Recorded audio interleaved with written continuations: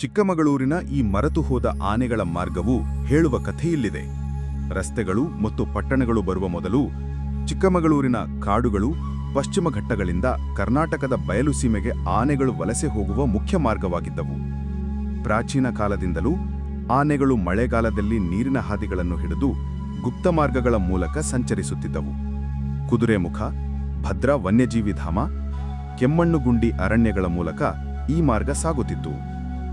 ಬಾಳೆಹೊನ್ನೂರಿನಲ್ಲಿ ದೊರೆತ ಶಾಸನಗಳು ಹೊಯ್ಸಳ ಪೂರ್ವದ ಕುಂಬಿ ಎಂಬ ಬುಡಕಟ್ಟು ಜನಾಂಗದವರು ಆನೆದೇವರು ತಮ್ಮ ಭೂಮಿಯನ್ನು ಕಾಯುತ್ತದೆ ಎಂದು ನಂಬಿ ಆನೆಗಳ ಸುರಕ್ಷಿತ ಸಂಚಾರಕ್ಕಾಗಿ ವಿಶೇಷ ಪೂಜೆ ಸಲ್ಲಿಸುತ್ತಿದ್ದರು ಎಂದು ಹೇಳುತ್ತವೆ.